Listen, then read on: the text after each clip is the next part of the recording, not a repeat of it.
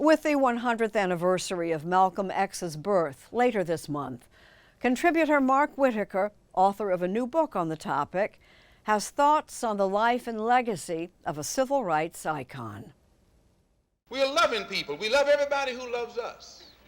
But we don't love anybody who doesn't love us.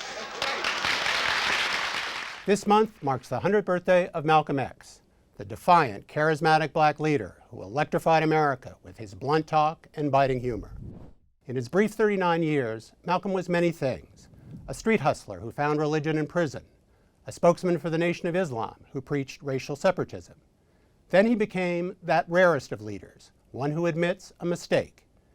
He began a new human rights movement that reached out to whites of good faith.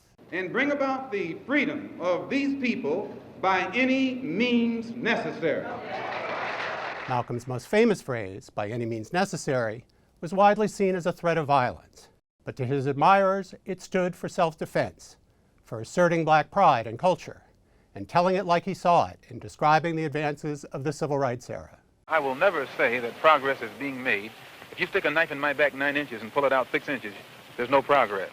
After breaking with the Nation of Islam and publicly accusing its leader, Elijah Muhammad, of adultery, Malcolm was candid with CBS's Mike Wallace about the danger he faced. Are you not perhaps afraid of what might happen to you as a result of making these revelations? Oh yes, I probably am a dead man already. He was indeed.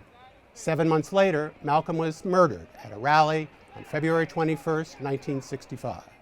Yet, as I chronicle in my book, in the 60 years since, he has experienced a remarkable afterlife.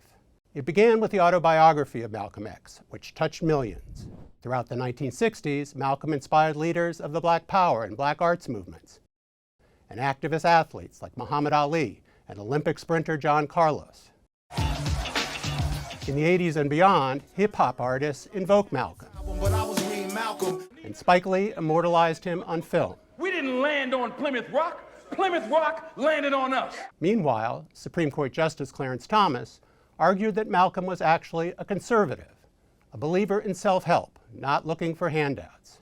Now Malcolm X is hailed by scholars alongside Martin Luther King Jr., whose nonviolent message Malcolm once mocked.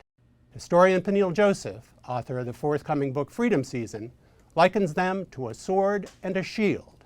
Malcolm we usually think of as the political sword of this period, Dr. King as the political shield. So I'd say the differences between them were really about how they conceptualized freedom for black people. King has the famous quote where he says, "The law can't make somebody like me, but it can prevent someone from lynching me," right? That was Dr. King. Malcolm really felt that black people needed to recognize their own dignity. So it was a sort of a psychological liberation that had to happen before the political liberation. Yes, dignity meant that we would no longer suffer from self-hatred and self-loathing, which Malcolm diagnosed as one of the ills of the ghetto. Who taught you to hate the shape of your nose and the shape of your lips?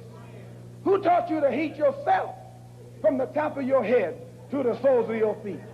Those piercing questions and that call to self-belief still resonate in the fractious politics of today. Minister Malcolm, when you brought... As does Malcolm's warning to Mike Wallace about the consequences of injustice. White people don't realize how frustrated Negroes have become. I think they have come to understand the Negro's frustration, but they are also of the opinion that no good can possibly come from violence. If they are of that opinion, Mike, if you think that the powder keg that's in your house is going to explode under certain conditions, either you have to remove the powder keg or remove the condition.